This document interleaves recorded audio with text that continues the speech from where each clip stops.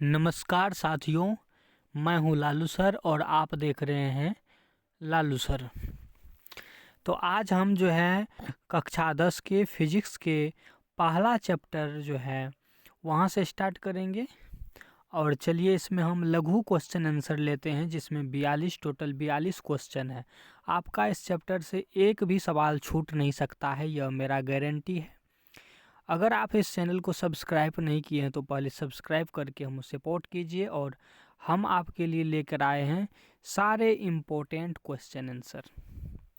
तो चलिए इस अध्याय में हम आपको 42 लघु क्वेश्चन देंगे, जिसमें सबसे 42 नंबर का जो है वो है तारे टिमटिमाते हैं किंतु ग्रह नहीं टिमटिमाते हैं क्यों। तो इसका जो सही आंसर है वो होगा ग्रह तारों की अपेक्षा हमारे बहुत समीप है, अतः इनसे इतना पर्याप्त प्रकाश मिलता है कि वायुमंडलीय परत के घनत्व के अस्थायित्व के प्रभाव के चलते प्राप्त किरण की संख्या में अपेक्षाकृत कम ही कमी आती है और वह लगभग अस्थायी रूप में चमकते दिखते हैं। तारों से चलने वाले प्रकाश किरण वायुमंडल के विभिन्न घनत्व वाले परतों से गुजरने पर किरण के पथ में विचलन होता है और सारे तारे का प्रकाश विभिन्न क्षणों में अपवर्तित होते हैं और इसे हम टिमटिमाते नजर आते हैं। इसके बाद जो 41 नंबर का क्वेश्चन होगा वह है प्रधान फोकस और फोकस में क्या अंतर है। प्रधान फोकस और फोकस में क्या अंतर है। तो उत्तर होगा प्रधान फोकस दर्पण के प्रधान अक्ष पर पाया जाता है, लेकिन प्रकाश की समांतर किरणें दर्पण से परावर्तित होने के बाद एक बिंदु पर फोकसित होती है। यह बिंदु फोकस कहलाता है। यह जरूरी नहीं है कि फोकस दर्पण के प्रधान अक्ष पर ही पड़े। अगला क्वेश्चन जो 40 का है वह है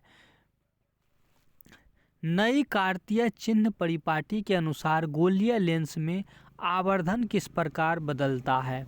उत्तर होगा किसी उत्तल लेंस के प्रकरण में आवर्धन जब प्रतिबिंब आभासी होता है तब धनात्मक तथा जब प्रतिबिंब वास्तविक होता है तब ऋणात्मक होता है।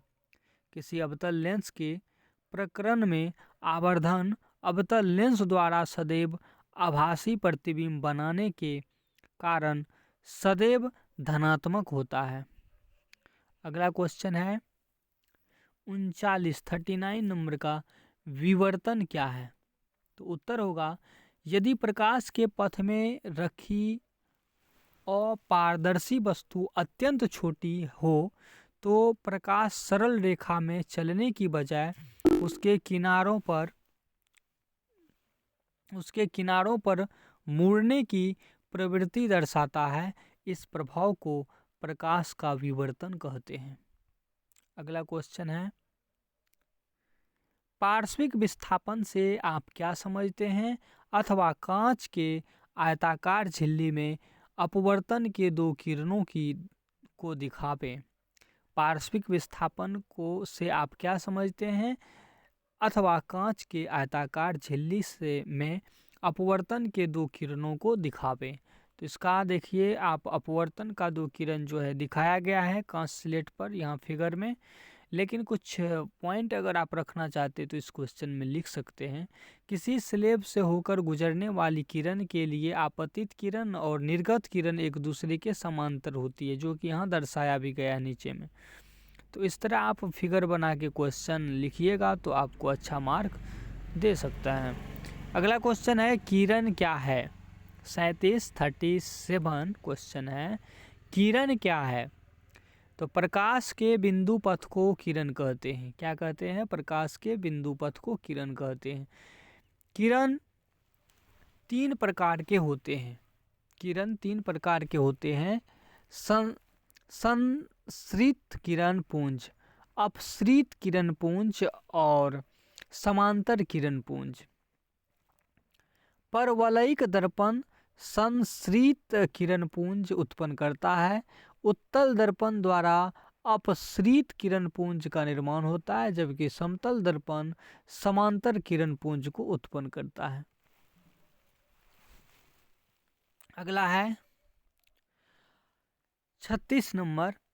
अवतल लेंस को अपसारी लेंस कहते हैं, क्यों?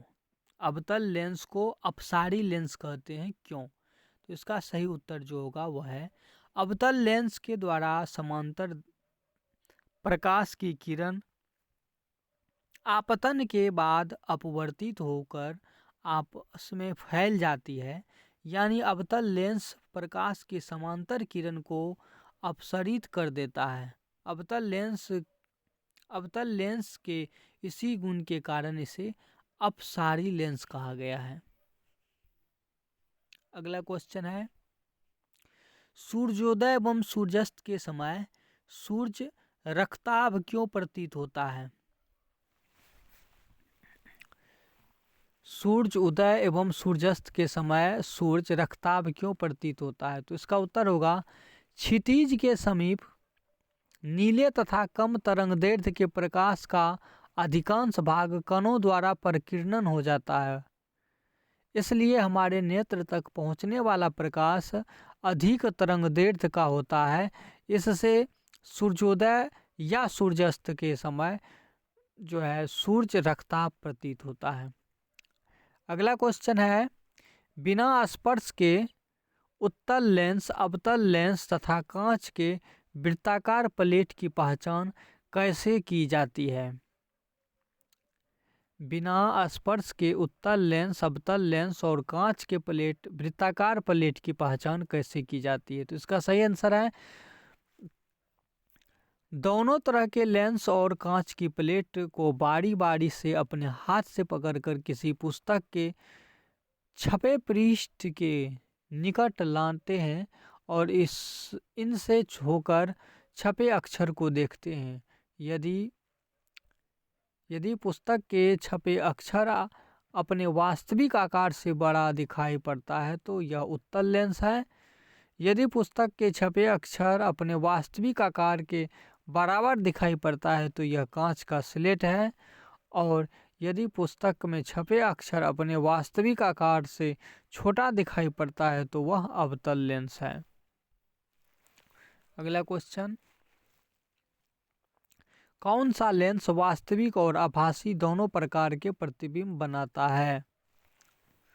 तो उत्तल लेंस वास्तविक और आभासी दो प्रकार के प्रतिबिंब बनाता है।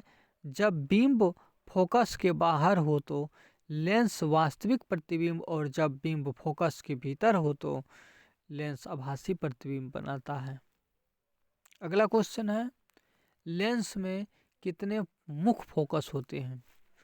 तो जैसा कि हम जानते हैं, प्रकाश लेंस के दोनों ओर से होकर से जाता है। अतः यही कारण है कि प्रत्येक लेंस में दो मुख्य फोकस होते हैं। लेंस के दोनों ओर एक एक फोकस होते हैं। अगला क्वेश्चन है, उत्तल लेंस और अवतल लेंस में सचित्र अंतर स्पष्ट करें। तो सचित्र अंतर जो स्पष्ट करेंगे वह आप देख रहे हैं चित्र में। उत्तल लेंस में वास्तविक और आभासी दोनों प्रकार के प्रतिबिंब बनते हैं, लेकिन अवतल लेंस में हमेशा आभासी प्रतिबिंब बनते हैं। उत्तल लेंस को अभिसारी लेंस कहा गया है, लेकिन अवतल लेंस को अपसारी लेंस कहा गया है। अगला क्वेश्चन है, लेंस की क्षमता से आप क्या समझते हैं?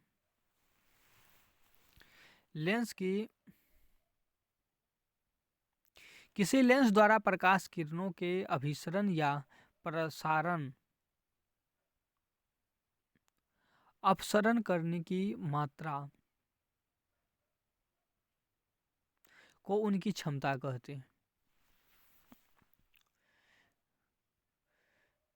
लेंस की क्षमता डायोप्टर में मापी जाती है। एक डायोप्टर उत्तल लेंस की क्षमता, उसकी फोकस दूरी 1 मीटर बता सकते हैं।